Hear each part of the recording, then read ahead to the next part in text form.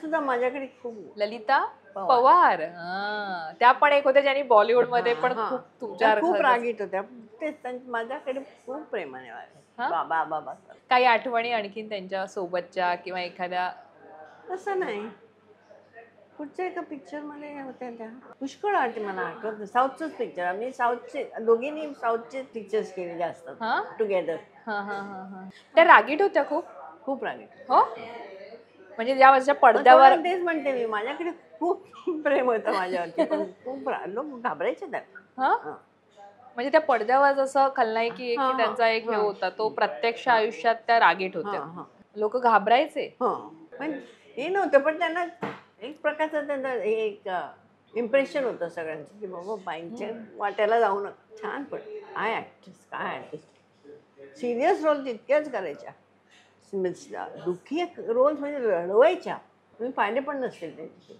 नाही, ललिता पवारांचे पिक्चर पाहिले आणि आम्हाला त्या अशा खास भूमिका खलनायिका आणि अशाच ह्याच्यामध्ये आमच्या लक्षात आहेत जास्त. पण तुम्ही आता म्हणताय त्या रिअल लाईफ मध्ये पण स्ट्रिक्ट होत्या, सिरियस रोल्स मध्ये रडवायच्या. पण जास्तीत जास्त आमच्या समोर त्या आता आमच्या पिढी समोर आहेत त्या एक खलनायिका म्हणून त्यांनी त्यांच्या गाजलेल्या भूमिका जास्त आमच्या लक्षात आहेत किंवा आमच्या समोर आहेत आजच्या पिढीच्या. आणखीन ललिता पवार तर तुम्ही नाव घेतलं, पण आणखीन अशा कोणत्या ऍक्ट्रेस आहेत की त्यांचं नाव तुम्हाला इथे घ्यावंसं वाटेल आणि आज ते हयात नाही आहेत, पण त्यांच्या आठवणी तुमच्याकडे आहेत? मला Usha Kiran as an actress फार आवडायची. तेव्हा काम नाही केलं, मग मी सुचित्रा सेन बरोबर काम केलं आणि खूप आर्टिस्ट. आशा पारेख चांगली मैत्रीण. आता भेटणं होतं? हो हो, कारण त्या बऱ्याच सोशल वगैरे असतात ना असोसिएशन. तुम्ही रील्स पाहता? सध्या तुमचं एक रील्स खूप ट्रेंडिंग मध्ये आहे, तडपाव गे काय गाणं.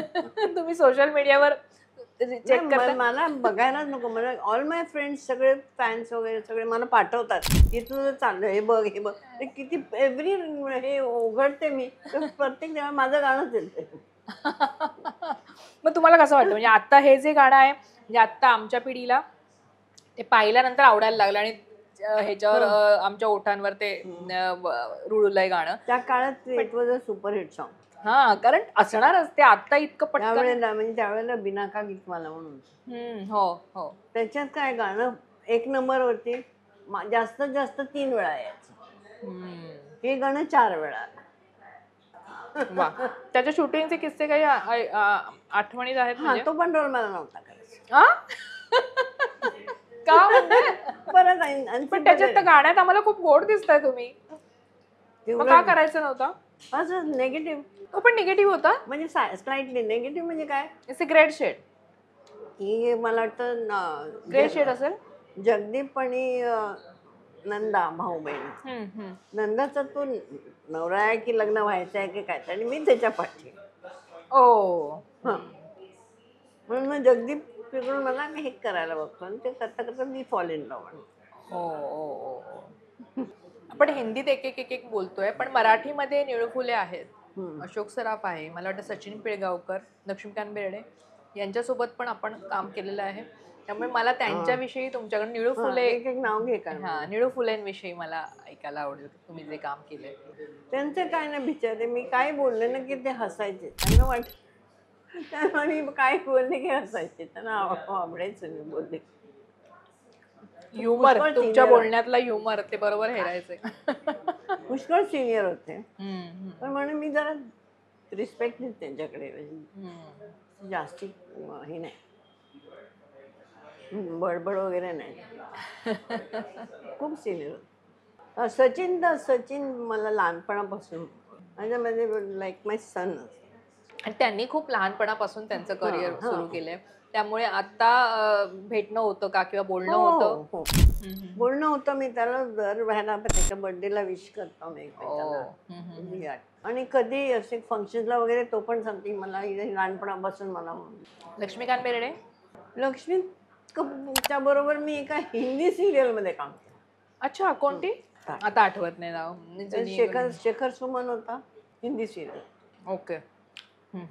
I think it was Himesh Reshammiya serial, तो त्यावेळेला प्रोड्युसर होता. आणि एक असतं ना की समोरचा ऍक्टर म्हणजे लक्ष्मीकांत बेर्डे पण कॉमेडीमध्ये हो. एकदम मातब्बर आणि आणि हा आणखीन एक हिंदी पिक्चर केला मी त्याच्यावर. ते एक कसं असतं ना, दोन कॉमेडियन्स एकत्र काम करतायत किंवा हो. एकमेकांसमोर मजा येते. मजा असते ना. हा.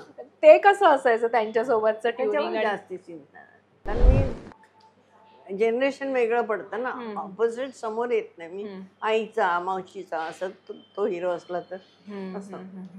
पण माणूस म्हणून कसे होते लक्ष्मीकांत छान. बेर्डे आणि त्यांच्यासोबतचं एक हे कसं छान होतं? छान स्वभाव होता. आणि असं सेम जसं बघतो ना पिक्चर मध्ये तसं. तसेच प्रत्यक्षातही. हा. पण असा नट आपल्यातनं खूप लवकर गेला आणि एक ते Very हे sad. असतं की बाबा हा Very अजून sad, असतं तर ह्याने खरंच. मोठी बॅटिंग केली असते. ते आणि चांगली केली चांगली, आणि त्याही टॉप. अशोक सराफ परत अशोक बरोबर सुद्धा हिंदीतच काम केलं. हो, कोयला आहे, कोयला आहे, कोयला शाहरुख खान. आणि त्यावेळेला आम्ही कुठे शूटिंग उटीला शूटिंग करत होतो आणि एका ह्याच्यात एका रूम मध्ये सगळे आम्ही बसलो होतो. माधुरी होती, आमच्या बरोबर एक ऍक्टर होता, सिनियर ऍक्टर, नाव नाही घेणार. मग पुष्कळ माहिती वगैरे, हुशार, इंटेलिजंट आहे, वेल नोन ऍक्टर. काय काय पुष्कळ सांगायचा वगैरे वगैरे, बुद्धी शिकवायची म्हणतात ना तसं सांग. पुष्कळ माहिती. मग जायचं, मग थोडं आम्ही ऐकवायचं, मग बाहेर जायचं. परत आम्ही आपापसात गोष्टी करतो वगैरे, परत यायचं, परत काहीतरी आणखीन काहीतरी महान काहीतरी सांग. अशोक हसायला लागला. बाहेर जातो, उन्हात हे घेऊन येतो आणि परत म्हणजे बाहेरून ज्ञान घेऊन येतो, परत उन्हात उभं हे करून. परत येऊन आम्हाला काहीतरी शिकवतो. म्हणजे अशी एक हे चालायची तुमची मजा मस्ती. आणि कोयलाच्या सेटवरचे आणि काही अनुभव? शाहरुख खान होता, त्याच्यावर काम नव्हतं ना माझं. माधुरी बरोबर ह्याच्यातच काम झालं माझं, बकेट लिस्ट. पण माधुरी बरोबर मी पहिल्यांदा एका पिक्चर मध्ये गेलो होतो, प्रसाद प्रोडक्शनचं पिक्चर. तेव्हा पण तिच्याबरोबर काम नव्हतं, पण बकेट लिस्ट मध्येच काम झालं. आणि अगदी बिगिनिंग मध्ये तिने एक सिरियल केली होती माधुरीने. हा, अगदी म्हणजे त्यांची अबोधच्या पण आधी. May be she, I hope she doesn't mind my talking about it. कारण तिने मग बंदच केला सिरियल. अगदी मला वाटतं शिकत होते त्यावेळेला. ओके. बस त्यावेळेला जरा बरोबर काम होतं. नंतर मग बकेट लिस्ट मजा. शी इज लवली, छान आहे मुलगी ती. आम्ही ह्याला शूटिंग करत होतो आउटडोरला, इकडे पण सगळे फोटो एकदम सगळे, ते पण फॅमिली सारखे होते सगळे फोटो धावत यायचे फोटो मध्ये. व्हेरी फ्रेंडली, अगदी डाऊन टू अर्थ, छान आहे स्वभाव. आता आम्हाला ऐकायचं, तुम्ही एक मगाशी बोलता बोलून गेलात, ते म्हणजे विजू सरांसोबतचं तुमचं नातं. म्हणजे तुम्ही दोघंही खूप मस्ती करायचं आणि ते तुमच्यापेक्षा, तुम्ही एका मुलाखतीत सांगितलंय, ते कायम म्हणायचे मी हिच्यापेक्षा 5.25 वर्षांनी लहान आहे. तर तुमचं भाऊ बहिणीचं एक बॉन्डिंग नातं आम्हाला ऐकायला आवडेल. आम्ही एक तर मी म्हणजे मागून घेतला भाऊ, मला भाऊ पाहिजे इतकं हे देवाकडे मागायची.